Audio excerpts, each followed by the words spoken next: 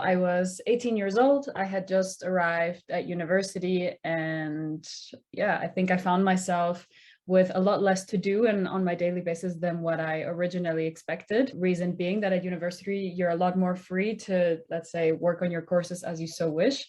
And then it all came together one evening. I was invited to attend a bad taste party on campus. That literally means that you dress up in a bad taste attire. And I put on my clothes, I put on my makeup. It was really like crazy makeup, as if like a 6-year-old goes in her mom's makeup kit for the first time and tries it on. And then I thought, hey, it's a shame I haven't done anything with my hair. I lived in university dorm rooms from like 1970 or something like this. And there was an emergency telephone box on each floor. On my floor, for whatever reason, it was in my room, but I could definitely tell that it was a telephone box that had not been used probably since the day they mounted it. So I thought, okay, why don't I just unplug the cable, put it in my hair? So I went out to the party really with a pineapple up to on top of my head. Really enjoyed the night, made a lot of new friends. And then I came back, woke up the next morning, and I had managed to not quite take off the telephone cord. So the first thing I did was sit up and think, oh, I forgot to take it out. I take it out and I realized, despite the fact that it's been in all night, it's literally huge compared to a regular hair tie, which is like a tiny thing. It hadn't given me a headache or any kind of tension around the back of my head, which I usually have. And then as I was taking it out, I was realizing that it had left a lot less of a dent or than normal hair ties would. So I did the first thing that one does when they're 18 years old, hungover, and don't know who else to call. So I called my boyfriend. I called Felix at the time, and I was like, look, I have this idea for a hair tie that we can make for friends and family. And I think very quickly he said that he was on board. But if we do this, then we do it properly and we create a product that women can enjoy around the world. So yeah, that was now almost 10 years ago. Yeah. And now we're here. Wow. So wonderful invention. I remember my daughter, who's 26 now, she was studying in Germany in college. So that would have been more or less at the same time, I think. Yeah, 6 times. And she came back with these, and I don't know if it was an Invisibobble or a replica, but she was explaining to me, Mom, yeah, these don't leave kinks in your hair.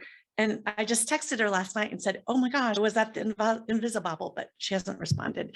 But great, because that if she's 26, so then she graduated probably 1 or 2 years later than me, then it's definitely an Invisibobble, because then it was too soon for replicas to be on the market yet. So she was then one of our first users. Amazing, cool. So tell me about the collaborations that you guys are working on right now. Collaborations that we're working on right now. So we did a collaboration earlier this year with a jewelry designer.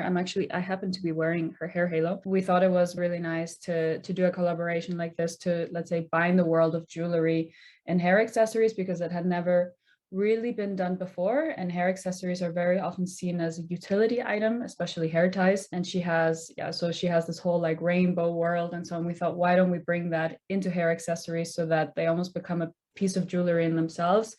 And of course, what makes our item special is that they're still from the core made so that they don't damage your hair, and they're inherently hair caring, and of course very comfortable to wear. So that was a collaboration we did. Then we've just launched with Myprotein. So Myprotein, I'm aware, is not such a famous company in the US, but they are the biggest supplier of protein powders across Europe. So anyone who's like drinking a protein shake at the gym is most likely to be drinking one from Myprotein. And we just collaborated with them for the launch of their clothing line. So you can now match your Invisibobble scrunchies, so our variation of scrunchies and our hair ties, with their Myprotein clothing line. And then, of course, we have a couple of collaborations, also USA specific, that are launching anywhere from early through to the end of next year, which I'm not allowed to share yet, but really excited. We're actually working on this collaboration through the Christmas holidays and into the new year to really ensure that it has a smooth start. But yeah, really exciting stuff to come. So on this secret new launch that you're doing, where will we be able to find it, especially in the US, but all over? Will it be online only? Will it be stores? You don't have to say which one. So it will definitely be online and in stores. And I can also definitely tell you that it will be amongst the larger retailers that sit nationwide. So for us, a really cool execution. And we're looking forward to seeing it physically in stores. for sure. Would you describe Invisibobble as a luxury brand or middle of the road, or is it really accessible? Definitely not luxury. I think for us, it's a fully accessible brand. I think what we had in our ethos from the beginning is that our products are actually meant for anyone. It doesn't matter whether you're old, young, what hair type you have, where you live, everyone should have access to an Invisibobble product. I think what you see as well in not only how we've chosen to package our item, but how we've chosen to price them in the market. So we're very known for putting less physical items in a pack and therefore bringing the overall price point down. Our thought behind that was that no one needs a pack of 50 hair ties. You just don't. So we offer them in pack sizes as small as 3 hair ties in a pack. So that's really for entry level, so that you can test out the product first before you want to say that you want to before you start losing them. That's actually a funny thing that you touch on, because a lot of people say that they have always lost like all of their hair ties, all of their bobby pins. You wear it the one time and then it like goes into like the 4th dimension of the hair ties, but people hang on to their Invisibobbles. It's just something, I guess it's because per unit you invest a little bit more into the product and they're physically larger. Let's say they sit on your wrist quite predominantly and people like them. People like to combine them with their outfit and with different things. So people hang on to them. And I've met people who are like old friends that I gave an Invisibobble to 3 years ago. And then they show me like, in the meantime, pretty dirty one. They're like, I still have it. Oh my God, I'm going to gift you another one, or please go and get a new one. They can also clean them, but you know, that's. Put it in your washing machine when you do your next load. They will come out cleaner. So I saw that you have a book, 100 Million Hair Ties and a Vodka Tonic, an entrepreneur story. Tell me about how that came to be, why you wrote the book, how it's going, what is it about? I haven't read it yet. Yeah, so we launched it actually in 2020, and in the meantime, it's available in 5 different languages, which I'm personally very proud of, especially because it's also available in my 2 mother tongue languages of Spanish and Danish. How did the book come about? I think for me, I started my business when I was incredibly young. I was 18 years old. I happened to be operating in what a lot of people perceive as a really basic industry because I make hair ties. So simple that people sometimes have referred me to as like the hair ties girl or something like that. And oftentimes also, it's not that they disregard what comes with it, but don't understand necessarily that there's much more to it. And I've traveled the world, especially across Asia. I've been a lot in the US as well. I've met so many different people and had a lot of experiences. And I would always come back home to Germany and tell my stories to friends, family, whoever it was. And they loved the stories. And they're like, I can't believe that you making hair ties at the end of the day, travel the world. And these are the stories that come out. And so I started having a little journal in my laptop, or whenever I had a few minutes, especially when I was at airports, I would write a little bit of what had happened. And I thought I should just shove this together into a book. And what I really wanted with a book was, other than for me not to forget my own stories and to have a reference point for later on, I wanted to use that as an inspiration for younger people who want to start their own companies. Within that, I think what's really important to say is a lot of people have a tendency to use the word of entrepreneurship as if it was like this really fancy written word and like gold letters with fireworks in the background, and being an entrepreneur like a 10 out of 10, the coolest, like most flamboyant thing you can do. The reality is that you, if I'm allowed to use dirty words, you eat a lot of shit. Like from day to day, it's just bad things happen that you have to clean up. It's chaotic, it's stressful. And of course, like the highs are incredibly high, but also the lows are really low. And I wanted to depict a very real experience of what it is to be an entrepreneur. And I don't want it to be something that puts people off of it, because for me, it's the best thing that I could have ever done. And I will never regret anything that I've done in the last 10 years of my life. But yeah, so to offer people that insight that a lot of other entrepreneurs are not really willing to share, and to hopefully say, look, me as an 18-year-old who had no prior working experience, didn't know what I was doing, started it with my boyfriend, can also be an iffy thing to do. I don't even want to ask about the boyfriend. I hesitate. When you're 18, boyfriends don't typically become lasting, but who knows?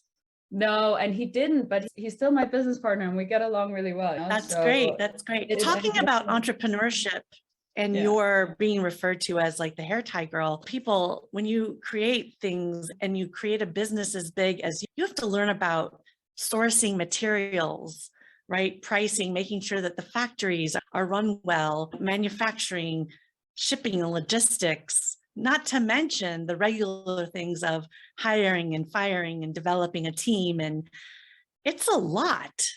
It is, yeah. Yeah, you may be a hair tie girl, but you have an incredible, you can take whatever you learned to create this business and do anything with it, which I think people need to know. The skills are invaluable. So I wanted to ask you about your dad and if he influenced and supported your entrepreneurial endeavors. And I ask personally, because as you heard, I have a daughter and she would rather hear nothing out of my mouth in regards to her and any entrepreneurial endeavor. She's just shut it. How about you? Yeah, so I think my dad definitely played a role. My father has been an on and off entrepreneur for a large portion of his life, and in full transparency, I've seen when it goes well, and I've also seen when it goes really bad. I think the nice thing for me to experience was that he always worked from home. He didn't have an office to go to. He did everything remote. Well, that's what he did many years ago, which is now like super fashionable and in. But I think what I got with that is just full transparency as to what my dad does day in, day out, whereas most other children just see their parents go off to work and then they come home after a long day. I participated in phone calls. For him, it was no problem. He would be sitting at his desk and I would come in and want to throw a ball around and I would throw it to him and he would throw it back, just things like this. And I think the biggest thing that he gave me was to remove the stigma and the fear of becoming an entrepreneur. I think when I speak with other people, they always blow it up a lot and say, oh, you were so brave that you started your company. And I'm like, brave? I was 18 years old. I was hungover in my dorm room and I called my boyfriend and started a project. There was nothing more to it. I wasn't this, ooh, we're going to Silicon Valley and we're going to like pitch for millions of dollars and whatever else. Not at all. And that's entrepreneurship can mean so many different things. Of course, it can mean that, like the fancy side of getting funding for millions and millions, but it can also be like, I'm literally in my dorm room and I'm making something from scratch. What was for us $4,000. Our initial investment. Yeah, amazing. So, yeah. I wonder if being able to be there, a fly on the wall with your dad's endeavors, that you absorb so many business lessons that you can't quite put your thumb on. And I know for my daughter, I was trying to teach her by showing her my P&L a couple of years ago. And she started like ripping it apart. I'm like, how do you know that? I'm trying to teach you. She's like, Mom, your cogs, what's going on here? They're out of whack. You got to get them down. I know. I was like, geez, please. Okay. So tell me about New Flag. How do you balance both this position and Invisibobble, and what is New Flag? Yeah. So as I said, I started Invisibobble 10 years ago. So December 2011. So 10 years. Yeah, as I said, almost to the day. At the time when I started it with Felix's older brother, Danny, had co-founded New Flag with his partner almost a year earlier. And they had a quite different business model. They were a distribution company, which meant that they brought in brands from other places and sold them in local markets. At the time where we came to them, they only had one brand, which was called Tangle Teaser. It's not so large in the US, but in Europe, it was the first detangling hairbrush. Yeah. And it was really a super revolutionary brand. And it hit the UK market by storm. And then Dani and Nikki brought it to Germany and it started going really well. And yeah, so we came really just a few months later with the idea of a new version of a hair tie. We were like, okay, we're doing a new version of a hair tie. They're selling a brand around a whole new variation of a hairbrush. Maybe we can find some synergies here, whether we sell it together, market it together, and either way we should somehow work together. So legally they were two entities for many years, but we've been working as if we were one almost from the beginning, to be honest. And I think Dani and Nikki, they also supported Felix and I very much into getting Invisibobble into the German market. We were then very focused on not only developing the product and the brand, but also bringing it to the international market. And then eventually we merged in the Invisibobble entity into the New Flag group in early 2020. So we're now one large entity, one house of brands. And I think what's really cool as well is because of the New Flag side, we have a lot of distribution brands, but because of the Invisibobble side of developing everything from scratch, we now have a portfolio of 7 own brands that we bring to the global markets. So that's really that's pretty impressive and wonderful, and so advantageous that you had brands that are in a similar vein that they all have to do with the hair. Yeah. How many employees does the business have today? So the New Flag Group now has almost 350 employees. I think we were going to close off the year with 349. It always varies a bit with the interns and so on, but that includes everyone. So our offices in Munich, we have subsidiaries in 7 countries around the world, and we have our warehouse that sits on the outskirts of Munich as well. How does that sit with you in the form of responsibility and potential stress to have such a big workforce at this point of your life? I'm not going to lie, it's heavy on the shoulders, especially when you think about the fact that there's 350 souls who lie under your responsibility. And if you were to make a big enough mistake that you need to start laying off people, that is the lives of 350 people and their respective families and so on. That being said, I think it's really amazing to see how we grow year on year, how we acquire more and more people. And we're at a point now where I don't know everyone's name. Like people come and leave so quickly. At the same time, I head our HR department. So with that, the growth and development of people, how do we recruit? How do we make sure we're recruiting people from all over the world, not just from Munich? How do we retain our top talents and all of this? And it's so interesting to see all of the things you can do, like building a company culture and spreading it across so many different people, also in different countries, people with different nationalities, all of this. So the more people there are on board, the funner it gets, if I can put it like that, because there's just more to play with. Right, but building a culture for a small, inclusive, a small business is very challenging. And then amplifying that out to all over the world, different lifestyles. I can't imagine. I don't have a business that big. I don't know how I would be. I would have to hire an incredibly amazing team to help facilitate that, because culture to me and the employment experience is really important to me. Yeah, and I think as well, you speak to an important point, which is the size of the company and how you instill culture in that. At the beginning, we were a team of 15 people, and we all sat in the same room. Yeah. There is no need to explain what your culture is, because people live it day in, day out. We all sit in the same room. We know each other. We know what we're like. And also the management sits in the same room as the intern. Now it's very different because we sit in a big office in Munich, but people also sit like in different countries and even in different time zones. We have an office in the US as well.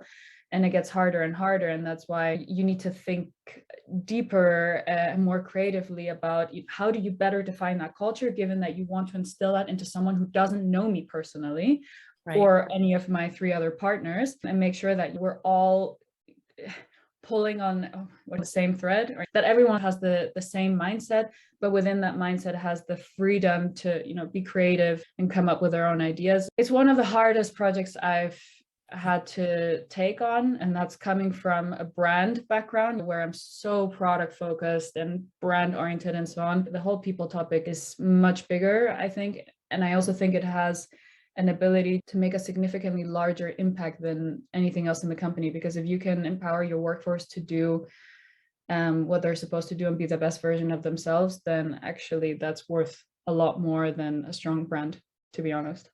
I agree with that. It's hard to wrap your head around it. I think from the outside, if you're not an entrepreneur, it also is hard to wrap my head around earlier in my entrepreneurial endeavor. Like I didn't quite get it yet until I got conked on the head by my own decisions and my own actions. And I finally woke up and said, oh, that's not how you do it.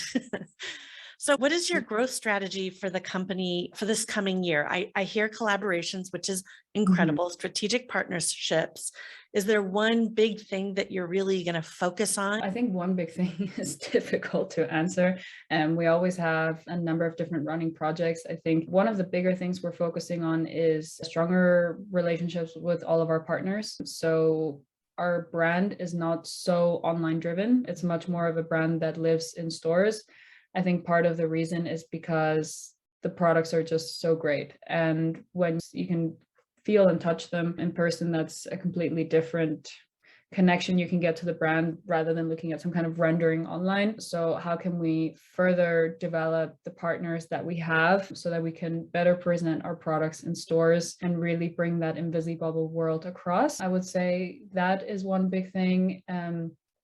And then across the board, we believe very much in innovations. We're a completely innovation-driven brand since the beginning. So we have never bought off the rack. I believe until this day that we are the only hair accessories brand who does not buy off the rack. Just for clarification, buying off the rack means that someone shows you a catalog and you pick and choose. We develop all of our products in-house. We have industrial designers, we have graphic designers.